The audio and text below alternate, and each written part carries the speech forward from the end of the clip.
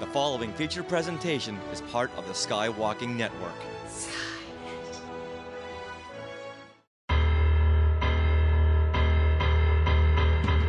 Now listen to me, Caesar. There can be only one talking chimpanzee on Earth. The child of the two talking apes. 20 years back from the year, Senor Mando, when the two talking apes arrived on Earth. And we believe that the male and female talking apes have come to us out of the future. A month before the talking apes arrived on Earth. From now on, you have but one assignment: to find that talking ape. He's a performing ape for my circus. A talking ape? That idiot! This chimpanzee... Get out of retraction immediately. Announce that the talking ape has been apprehended and put to death. Hello to all you chilling chimps, ghoulish gorillas, awful orangutans, and you damn dirty howling humanoids. I am Richard Woloski, and I want to welcome you to the Talking Apes Halloween Special, our first Halloween special in 9 years. This is your Planet of the Apes podcast, where over the past 9 years, we have focused on the classic Apes era. We've broken down the live action and animated series, talked with authors, actors, the fan community, and now we are going through the original adventures of the Planet of the Apes comics. Now with that, everyone please say hello to my co-host. He's kooky, he's spooky, he's Kevin Toft. Hey, Kevin. Now that's how you get into a Halloween special. Boo. You topped yourself. Yes. Now I want a bowl of booberries. Thanks, Kevin. Thank you very much. Count Chocula. I was trying to. Oh, you're a Count Chocula person. I was trying to go through the whole season without any of those monster cereals because I'm not sure if you're aware of this. They're not really that good for you. Oh, but it takes all the fun out of it. But I was a booberry, but I said Chocula because I'm wearing brown. Oh, you know what? Somewhere in my collection, I've got my original Count Chocula mask. You couldn't buy these in stores. Oh, you had to send away for it? You had to send away for it. Guess what? I just spotted it. Hold on one second. Grab it. Kevin, this goes back to 1979. Oh, I was there. You ready for this? Yeah, let's see.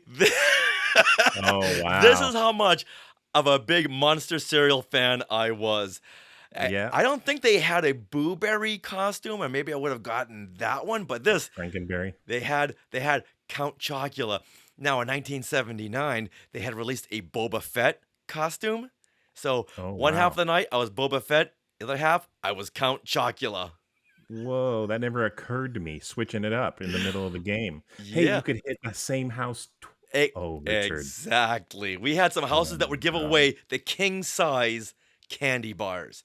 So you come back as, I'm not Boba Fett, I'm Count Chocula. They're like, okay, we didn't question it, but here you go.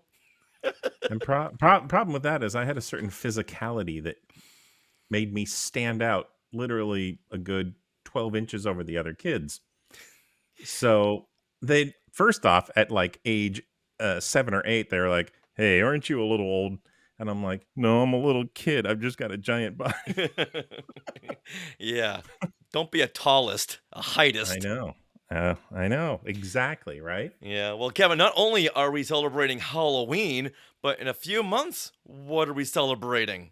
Oh, we have lots of holidays coming up, like Halloween, Thanksgiving, Life Day, Christmas, and Hanukkah, Richard's birthday, and Kevin's birthday. Whoa!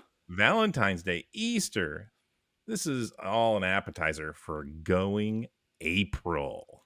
Countdown 6 months. That it'll be here before you know it. I know. And now we've been talking about it a lot, and a lot of the apes in the comments are talking about how they can't wait until April. Wow, they're going to be very, very happy. But you know what? Let's focus on Halloween right now. Okay, right. And let's focus on this episode, our Halloween episode. Now, in this episode, we're not going to just celebrate Halloween, but we're going to continue our colorful commentary of Marvel's adventures on the Planet of the Apes adaptation series, which ran from 1975 through 1976. And we're going to break down the fourth of 6 issues in this adaptation. This one's called The Trial. because nothing says spooky like a trial or jury duty. Didn't you warn us in some of the previous episodes where we were talking about the previous issues? You were warning us that all of the action was spent out and we were going into the trial soon. Like, Yeah. there's no more action, guys. This is it. This episode, a lot of talking apes and orangutans and humans. No action to speak of whatsoever. So this one just screams, kids, buy me. If you love Law and Order and apes, then this is, dong dong.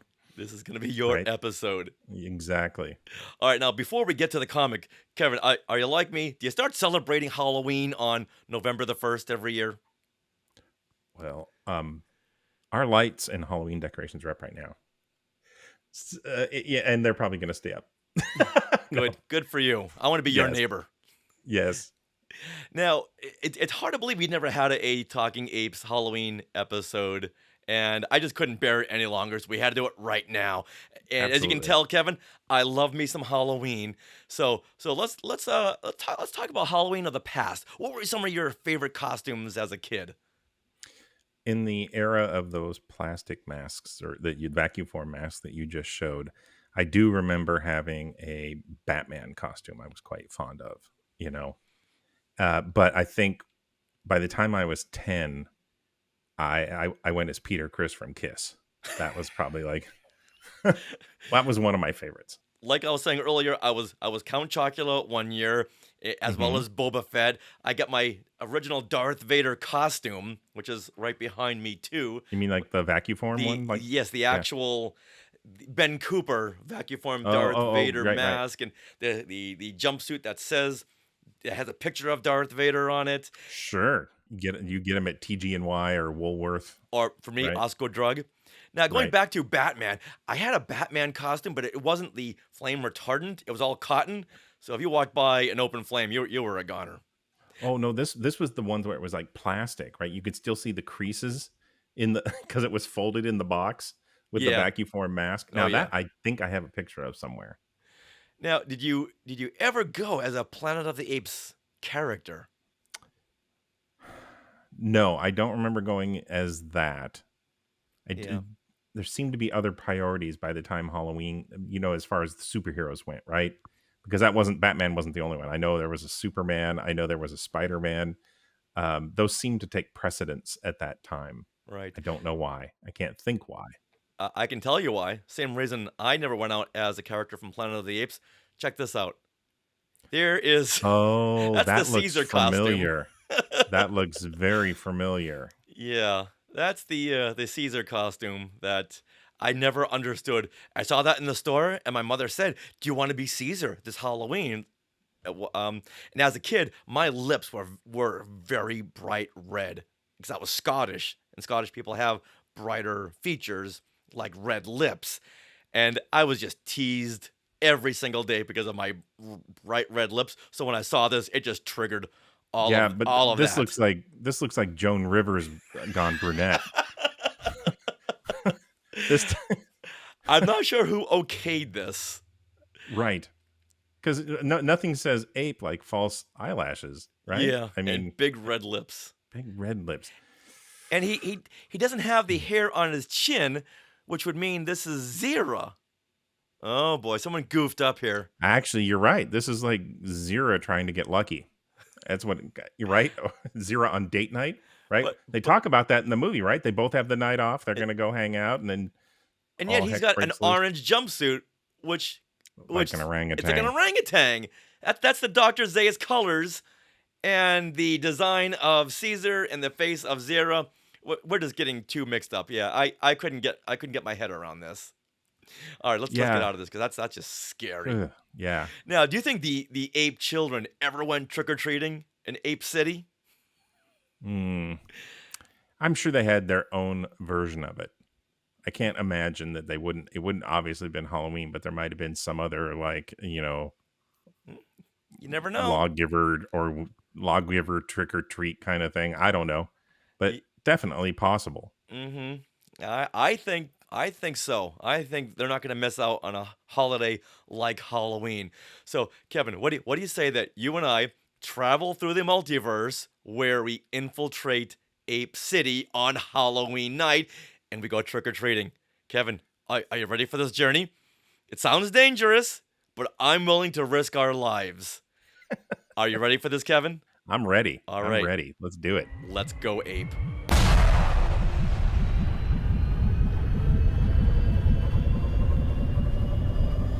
Hey, we did it. Yeah, look at all those gorillas and chimpanzees over there, and there's some orangutans and jack-o'-lanterns that look like actual human heads. Oh, I think that jack-o'-lantern was once named Jack. Oh, I think you're right. But hey, look how fast that gorilla is going on horseback. And yet his helmet doesn't fall off. This place is twisted. So let's say we do what we came here to do, and let's go trick-or-treating. Do you think it's a good idea to go out as humans? We'll know soon enough. Hey, Kevin, look over there. Those chimps are getting dressed up as humans, too. We're gonna blend right in. Yeah, but they're wearing human face masks. I don't even want to know how they got those. If anyone asks, we'll say we're the new kids in town, and our names are Pete and Alan. Huh? All right, come on, let's go. Let's go. Okay, here goes nothing. Trick or treat. Trick or treat. Shut up, you freak! Shut Hey, up! why are you spraying water on us? The only good human is a dead human! Damn gorillas. See, I told you this wasn't a good idea. All right, let's give it another shot. What do you say? Come on. Trick or treat. Trick or treat. Hi, I'm Pete, and this is Alan. And we're not real humans. And we're seeking candy. I'm a seeker too, but my dreams aren't like yours. I can't help thinking somewhere in the universe there has to be something better than man. What? I like your costume, mister. You look like the astronaut who was hung up in Ape City. Hey, cool it. Can we have some candy now? Well,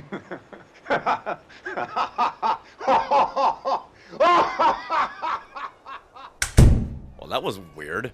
Come on, let's try another house. Trick or treat. Trick or treat. Hello, miss. Can two fine young apes have some candy, please? All right, but you're so damned ugly. Well, that was unnecessary. It's not like we're damn dirty humanoids. If you don't have candy, how about a banana? I loathe bananas. Well, it's not for you, it's for us. I don't think this is working out. Let's just try a few more. Come on, let's go. Trick or treat. Trick or treat. Good evening, Mr. Dr. Zaius. We're dressed like those awful humans we know you don't like. We probably should have skipped this house. If man was superior, why didn't he survive? Oh, here we go again. I think you're taking this a little too literally, Mr. Dr. Zaius. These are just human costumes. We're here looking for candy. Don't look for it, Taylor. You may not like what you find. Taylor? No, my name is Alan. Tell me who and what you really are and where you came from, and no veterinary shall touch you. You realize what that means? Emasculation to begin with. Run! That was close. Come on, Rich. My life is not worth a Snickers or a banana. Come on, let's try one more house. All right, just one. Let's try that one with the sign outside that says Cornelius. Trick or treat. Hold on. Hold on. I'm not as young as I used to be. Hold on to your bananas. I'm coming. Huh. Happy Halloween, boys. Trick or treat. Hey, wait. Didn't you die after you fell out of the tree? Yeah, but, with all these hundreds of new multiverses and those pioneering time travelers, Pete and Alan, I snuck back. See, I knew multiverses would pay off someday. Come on in, guys. I got some bad news for you, though. I don't have any more candy. But, hang on. I got something. Give me your bag. There you go. These nuts are for my squirrels, but they're getting a little pudgy. They don't mind sharing. All right. There you go, guys. Whoa, thanks. Have a good Halloween. Thanks, Mr. Cornelius. Glad to have you back. Now stay out of those trees. Happy Halloween. Happy Halloween. Happy Halloween, everybody. big thanks to Bobby Porter for reprising his role of Cornelius from Battle of the Planet of the Apes. And Kevin, this was the first time he reprised that role, so we are quite honored that he did it. Oh man, I just can't say enough about him. It was absolutely wonderful of him to do that. So Apes, what do you think about our Halloween performance? Do you think we should do more of these? Kevin, do you have a good time doing that? Yes, we should do more multiverse ape stuff. Oh, believe me, we're going to. I had a blast doing that. Now, okay, before we get into Marvel's Adventures on the Planet of the Apes issue, The Trial, you'll be happy to know there is a new Apes 4-issue limited comic series coming in January 2024. And it's called Beware the Planet of the Apes. And this is going to be a prequel to the 1968 film. Here, check it out. This is the cover. That's not the cover. Wait a minute. There we go. Oh, Kevin, look at that. Look at that. It's going to be a prequel. So after we're done with these adaptations, we're going to get right into this. I cannot wait. Well, it looks like we got some Dr. Zaius there and Nova as some sort of a ringleader. Yeah. And the Zera and the Cornelius on horseback. And Sure. the press release says the series that takes readers back to the groundbreaking original film saga, that's what we're all about, featuring the franchise's most beloved characters like Cornelius, Zera, and Nova. The new series will be steeped in appreciation for the classic style of the initial films. This is Talking Apes all over it. I hope it gets made into something like somebody shoots this, that it becomes popular enough. This is what the press release says of the story. In a hostile world run by aggressive gorillas, scientists Cornelius and Zera are the only apes alive who see the value in the mute, dumb human race. Hey. But even they know human capabilities have severe limits. So when their nephew Lucius goes missing, it is with great trepidation that they turn to a human ally, a young woman who will someday earn the moniker Nova. I'm excited about this. Yeah, that sounds solid. I'm in. Yeah, me too. So January, that's what, 3 more months? Yeah. All right. It'll be here before we know it. So we may need to wait a while on this one until we finish the Apes adaptation and the Beneath the Planet of the Apes adaptation. Right. Now, Kevin, let's get into The Trial. Dun, dun, dun. Now, this was written by Doug Monk. I should really look that up. Artwork by George Tuska, Mike Esposito, Dave Hunt, and George Roussos. And the issue was released on February the 1st, 1976. All right, now let's get into the cover art by Gil Kane. And it says, Trial by Fear. And we see many guerrilla soldiers are trying to restrain a very Herculean tailor.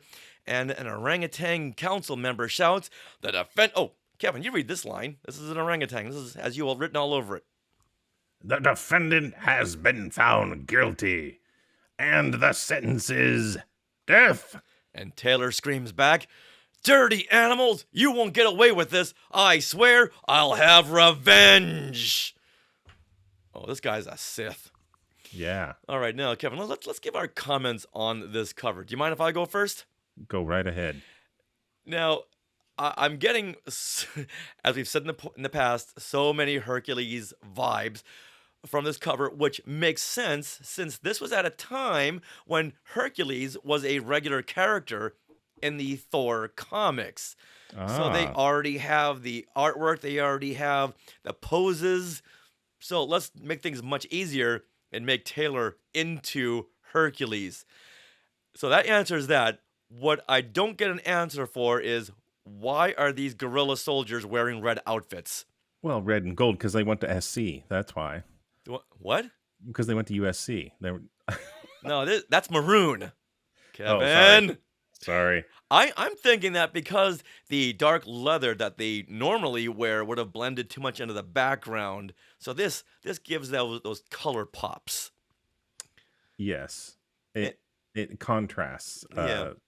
And the yellow. And at least they're unified, because in some of the previous ones, they were all every ape was in a different colored getup. They might have had the same colored gloves, but I'm kind of liking the red outfits. I just wish some things had matched the film a little bit more. But you know what? It's their interpretation. So you know what? I just answered my own question. That's why they're in red. Now, I love how the judge has these awesome 70s hair flips. Sure. That was very popular. Farrah made that very popular Oh, yeah. back then. Let's call this Judge Farrah. Farrah the Judge Fawcett. orangutan. Farrah Fawcett the orangutan. So, Kevin, what do you think of this cover art? I might be mistaken, but I think this is the closest we've gotten to Taylor's hair color to To Charlton Heston? Charlton Heston. Yeah, and you know, if it weren't for the muscles, he might look a little bit more like Charlton in that pose there a little bit. You know, he's just way buffed out, but that's the closest we got there. And I have to say, the orangutan judges you mentioned on the hairdo. I'm going to talk about his seafoam green robe and his magenta obi kind of, you know, things hanging down there, The tunic? and just say, yeah, just and say, wow, he's a fashionista. I mean, from the hair to the seafoam green and the fuchsia, that's something. I mean, everybody, I mean, red and yellow, those are work colors, right? Those are working gorillas. But that guy right there, he's right off the runway, and he's dropping verdicts. Yeah. And he's looking good, too, I got to say. Yeah. All right. So we always put the cover art on our Talking Apes Facebook page and the group to have the other apes just go nuts with it. Say, hey, what do you think of this artwork? Let us know your comments. And boy, did we get some comments. The first one here comes from Anthony Pomus, who writes, hey, so wow, a Talking Apes Halloween Special. That's right, worth the near decade wait for this. Oh, you better believe it.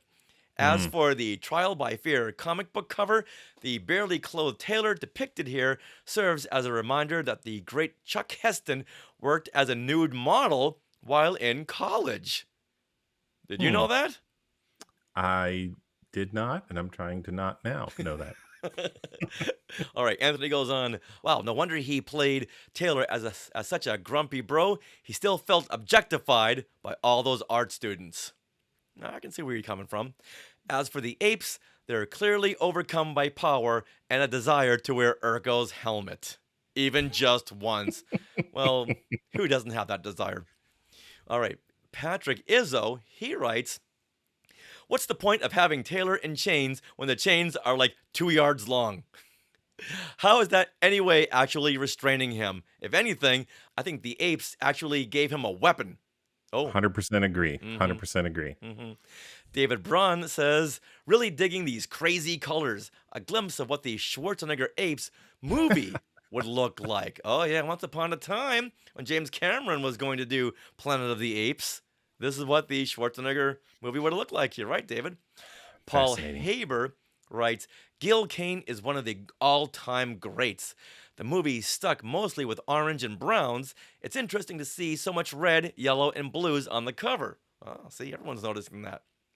All right, John Roach says, anything by Gil Kane is brilliant, and having him visit the Planet of the Apes was a treat. Gil was cranking out covers in volume at the time because they paid better, and he had alimony to cover. Little backstory there on Gil Kane. All right, Jess Levesque, she writes, looking forward to hearing who the special guest will be on the Halloween special. Well, as you just heard, Jess, it was your friend Bobby Porter. All right, let's read a couple more here.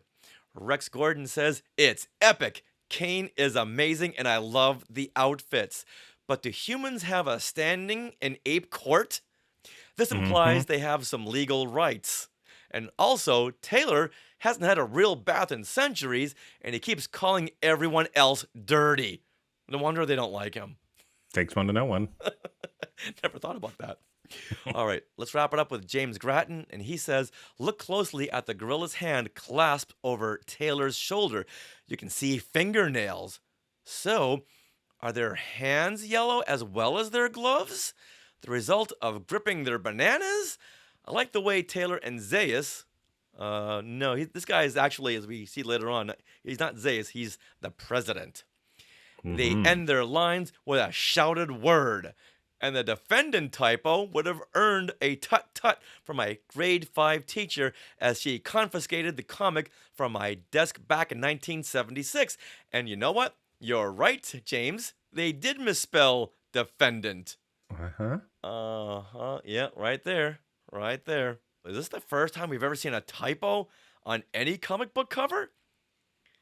First one I've ever seen. So, Kevin, if you don't know any, and the apes out there, if you know of some, please let us know. Because Oh, yes, please. How does this get by? All right. So with that, thanks to everyone for weighing in on the cover art to issue number 4 of Adventures on the Planet of the Apes. So, Kevin, with this, let's get into the story. Titled The Trial. Now, we open with Taylor, Flintstone, and Nova in a cell.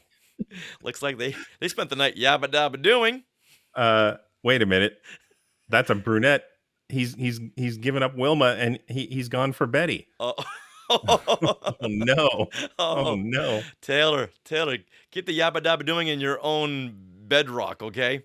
Now, Taylor spends the next couple of pages complaining to Nova that no one is coming to speak to him. He doesn't know where Cornelius or Zira are, and he tries to get Nova to say her name, then compares her to his dog, who also didn't speak to him.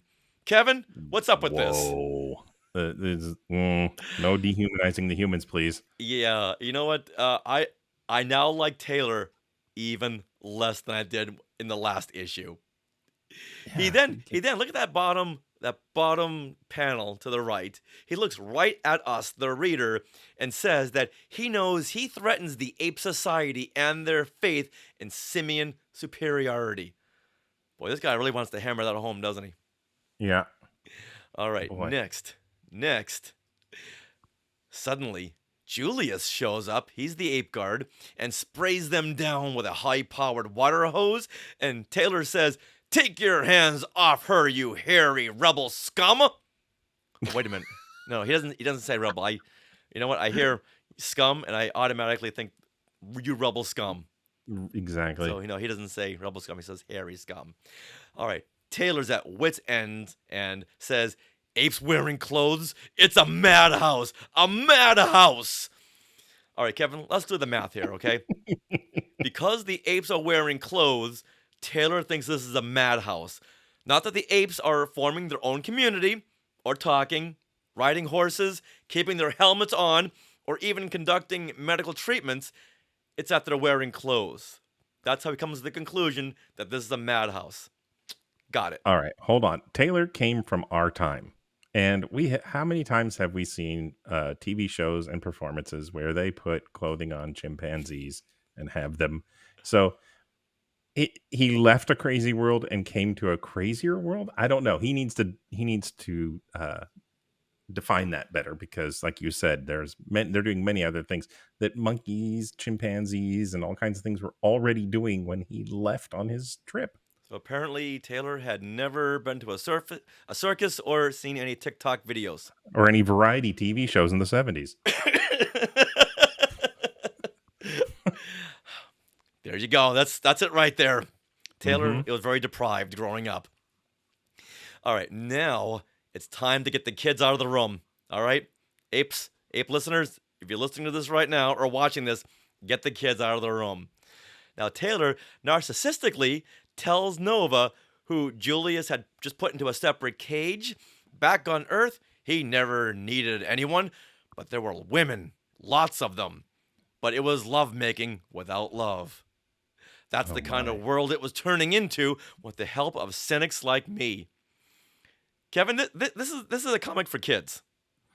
What is that teaching them? They would just tune that out. They would probably skip all that because he's talking a bunch of gibberish. They just want to get to the yelling and screaming and horse riding and to the action. I know I would have at that age. I would have been like, whatever, dude. Yeah, kids would have been. I would have been like, ew, ew, ew, ew, ew. All right, now, okay, Kevin, are you sitting down for this? Yes. He then tells her, Nova, about Stuart, the most precious cargo they brought along. She was supposed to be their Eve. Now, I know we saw this in the movie, but I wonder if Do you think Stuart knew that she was supposed to be Eve? Do you know what that entails, Kevin? Yeah, surprise. Guess why you're here? Wait a minute. I didn't sign up for this. I thought I was just gonna do some scientific work. Yeah, you are. Yeah, you are. It must have been an interesting application at NASA that day. Oh my goodness. Scientist and, oh, by the way, do you mind being bred a lot? What? What? What? Do I like bread? Yeah, let's go with that. Yeah. Let's go with that on a good sandwich. All right. Taylor then wonders if he found love here with Nova. Love here in hell, he declares. All right, now, Kevin, at this point, are kids still reading this issue, or have they moved on to anything else? Maybe the next issue. Just read the next page. All right. See if something happens. Julius then comes to get Taylor and brings him to his hearing. Cornelius and Zara enters, as does the president. They never give the president a name. He's just the president. And he's accompanied by Dr. Maximus and Dr. Zaius and a very high-strung Dr. Honorius. Yes, you heard me say Honorius, nothing else. Now, there's a lot of confusion here since the council keeps pointing out that Taylor is just a man and he's got no rights. And then Zira tells them that he is an exceptional man and must be saved. I know I'm going through these pages kind of quickly because I'm paraphrasing. Because there's a lot of this you've seen in the movie, so I'm just gonna point out the high points. Objection. All right, here, Dr. Maximus points out that Zira and Cornelius are jeopardizing their careers by defending this animal. Taylor stands up and says he will defend himself, which doesn't go very far. Astronaut and prosecutor. Why not? Yeah.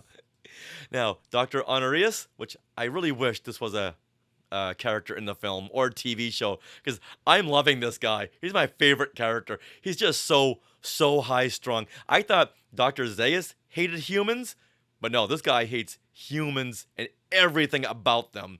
Whereas Dr. Zaius, he had an understanding of what they were capable of. I don't think this guy does. He just hates humans because they're humans.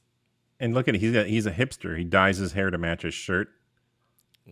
So this guy's very stylish. And hipster. he's got stripes. Yeah, he's a hipster lawyer, I guess. I don't know. All right, now, Dr. Honorius then surmises that Taylor was wounded when they captured him, and Zira and the corrupt surgeon, Galen, don't throw Galen into this, they experiment on the wounded animal, tampering with his brain and throat tissues to create a speaking monster. Dr. Honorius, are you hearing what you're saying? Are you actually hearing the words coming out of your mouth? All right, now this sets Zira off and says not only can he speak, but he can write and reason. Now, the president, which still doesn't have a name, he finds it convenient that the spaceship which Taylor arrived in has vanished and wonders where his companions are. And Taylor screams, "One of them is in your stinking museum!" There he is, about the stinking again. Now, look at this artwork. Look at this artwork here. The background art that explodes out of Taylor. That just says it all. Yeah. And I know they play with color for every background, but this one here, I just love that. That the needs heat to of be the on moment. a T-shirt. Right. Yeah, definitely. Let's make that happen. All right, now the president then says they shall examine the other human who came with Taylor and brings everyone on a field trip to the amphitheater where other humans are being kept. So, speaking of the amphitheater, we saw this in the movie, the big amphitheater, from the first film where they brought everyone, and that's where they saw Landon later on. You've been there. I've been there. And Kevin, look. This is a piece of that amphitheater. A few years ago now, me and Max Cervantes and Marco Gushewitz and Dean Preston, we recorded an episode at the location of the Planet of the Apes films, and Max brought us to the location of Ape City and said if you dig around enough, you're going to find these little foam pieces that were used for the amphitheater. Huh? Look at that. My good luck charm. Actual Ape City Mm-hmm. stuff. There you go. Where are we here? Well, Bright Eyes, do you acknowledge kinship with any of these creatures? They all get there, and Taylor sees Landon, who's had his frontal lobes removed. Now, that's a major part of your brain. It's like the foremost front part of your brain. It's like maybe 25% of your brain. And he's had that removed, and you got to wonder how. Well, I guess in the film we saw a big incision in the side of his skull. Yeah. Oh, well, if you've ever seen Cuckoo's Nest, you see what happens. Oh, that's right. That's a lobotomy. Okay. All right. Let's get out of here. All right. Taylor screams that they've turned him into a zombie. Look at his look right there. That blank look. Whoa. Now, because of Taylor's outburst, guess what? The field trip is over. And everyone is brought back to the court. And Cornelius then says that although he doesn't think that Taylor came from a different planet, he does think he came from somewhere within the Forbidden Zone. Dun, dun, dun. And he believes that since Taylor described it, and he's been there himself, that he knows that Taylor is telling the truth.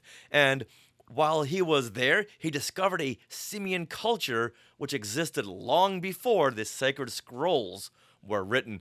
Oh, Cornelius, Heresy. Stop while you're ahead. And now it's because of this that Dr. Zaius had revoked his travel permit. And now you're making matters worse. Well, I'm sure Cornelius is like, well, you already revoked it, so what's the worst you can do now? What's he got to lose, right? Yeah, well, his career. Now, as Cornelius continues that Taylor did not come from another planet, then surely he came from our own. Now, Kevin, what do you see there? Right in the middle of the page? See no evil, hear no evil, speak no evil. Now, as a kid, I had no idea what that was. I had no idea what they were doing. I knew they were doing some kind of a bit, but I didn't know what exactly was going on. Why did I know that? There's a reason I knew that as a kid. I knew what that was. I just can't think of why. Yeah, I think it wasn't until the revival in the early 90s when they were all on AMC that I saw that and thought, oh, okay, now I get it. Right. All right, now Cornelius then says, behold this marvel, plug. Behold this marvel, the living paradox, the missing link in an evolutionary chain. And with this, Dr. Zaius just flips out. Look at him up there. He is flipping out. He will not have any of this. All right, then the president then says the evidence will be examined and a verdict rendered and court is adjourned. Gee, I wonder what way he's going to sway here. Yeah. All right, now, later on that night, Taylor is brought to Dr. Zaius, who tells him that he did them a service by exposing Zara and Cornelius for heresy. Oh, don't even go there, Zaius. That just fell in your lap.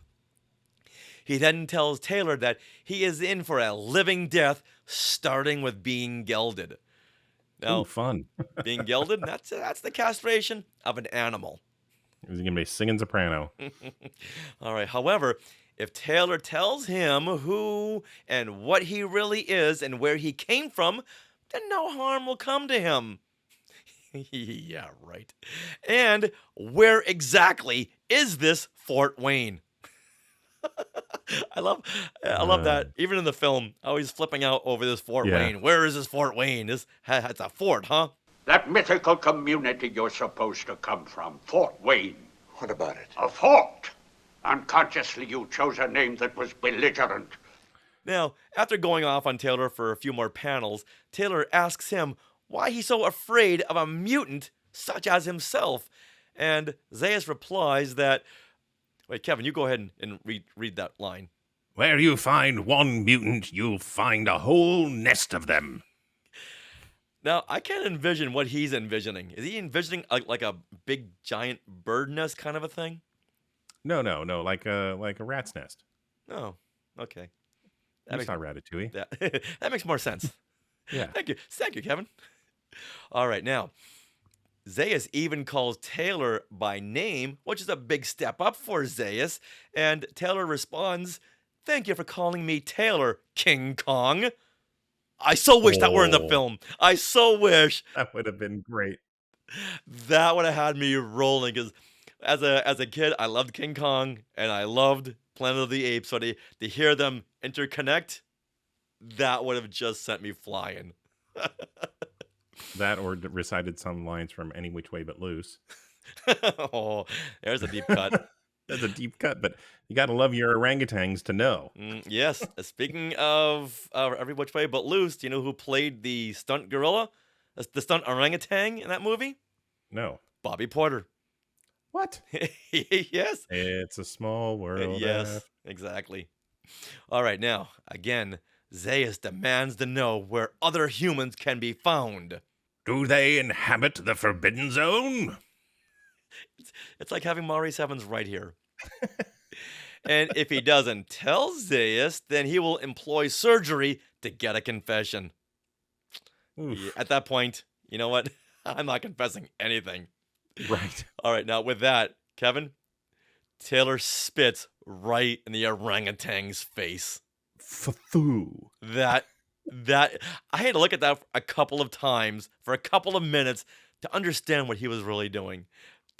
Taylor is a jerk. I know Zaius just threatened him with castration and being gelded, but to spit in someone's face, come on. That's a bridge too far.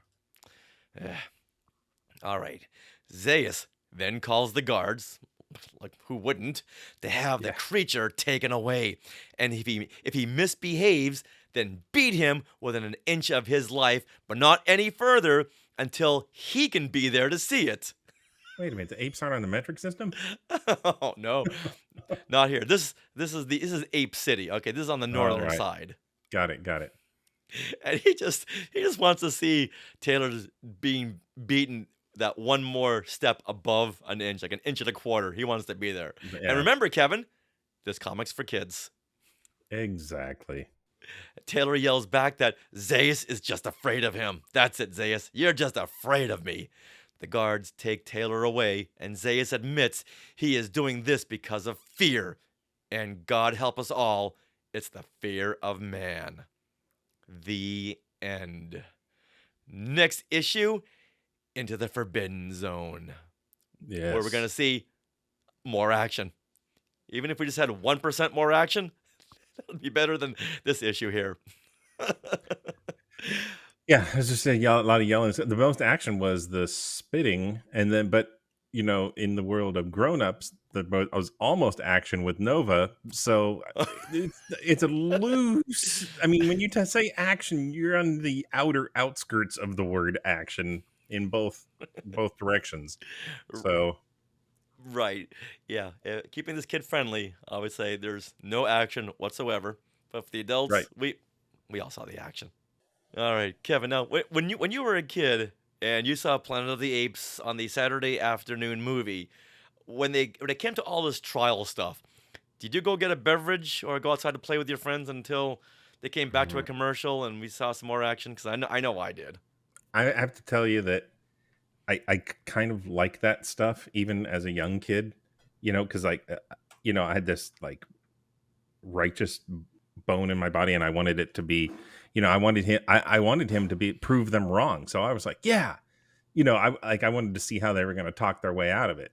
And so that did interest me. Actually, the reason I love that movie so much is all aspects of it, including the action and the arguing and all that stuff, interested me. And then, of course, the end of that movie really, you know, that caught me flat-footed as a kid. I remember thinking, oh my gosh, they were here. I love the twist, right? That's definitely a Twilight Zone type twist, isn't it? Mm-hmm. And we know who's involved in this, so that all makes sense. Mr. Rod Serling. Yep. It wasn't until AMC they had re-aired all of these episodes. I want to say 1996. This is when Linda Harrison was starting to do the conventions. So I had met her during the summer, which I was just just going rabid over watching these Planet of the Apes films again. And I met her, couldn't have been nicer. We were pen pals for a while. I got to find some of these Wow. letters that she had written me. Oh man, This was that's really really, cool. really exciting. And wow, even at that point in the 90s, she was quite the beauty there. Now, it wasn't until these AMC viewings that I really understood and appreciated the film for what it was, especially these court scenes. When Zaius pulled Taylor into his quarters and pretty much laid it down on the line. He knew what Taylor was all about. He knew that there was something there in the human evolution. He just couldn't find that missing link. How did that happen from humans who could talk to humans who are mute, and now this ape society? He just did not have that one answer, even though Taylor kept telling him time and time again. Because of his arrogance, he just wouldn't believe it. And it wasn't until I rewatched them that I really appreciated this film for what it was. And it's a very, very deep film. Yes, and I too, I appreciated it on as much as I could as a kid. Like I said, but then as you grow up, you go through life, you learn, you start to see, oh, I see what they're doing here. You know what I mean? They're playing off this. Oh, I see it's like the morality plays in Star Trek, and this kind of a similar thing, flipping it around, and then what would you do? Right? That kind of thing starts popping into your head. And so, yeah, I agree with you. Yeah, then you watch the later sequels, and it's like, oh, okay, boy, they really had their finger on the pulse of the culture of the time. Oh, yeah. Now that does it for this Talking Apes Halloween Special. Kevin, we did it. We did a Halloween special. Yeah. I am so happy. Thanks to Bobby Porter for reprising his role of Cornelius after 50 years. And thanks to everyone for listening and watching the show on YouTube. Because when you watch the show on YouTube, you get to see all the panels of the comic. So if you don't have the issue, it's right there for you. All right? There's no work that needs to be done other than sitting back and enjoying the show and enjoying our read-through, and in Kevin's case, the very, very dramatic recreations of Dr. Zaius. Indeed. Now, we want to thank Rob Dellinger, who composed the theme to Talking Apes. Please check out Rob's band at alpharhythmkings.com. And for more vintage ape news and stories, go to Simeon Scrolls at pota.goatley, that's GOATLEY.com. All right, Kevin, are you ready for this next part? Oh, I'm ready. I'm channeling Jedi Tink. Now, we are part of the Skywalking Network, Skynet, where you can find other great shows like the Max Effects Podcast, the Neverland Clubhouse, Totally Tell Me Everything, Star Wars Ologies, and the flagship shows Skywalking Through Neverland. And you can catch our YouTube shows, Collectopolis, with our good friend Kevin Toft, and Today in Star Wars History. Now, stay tuned for bloopers and other fun conversational bits after the credits. So until next time, this is Richard. And this is Kevin. Saying, go ape. Go ape. Happy Halloween. Happy Halloween, everyone. Have a simian holiday.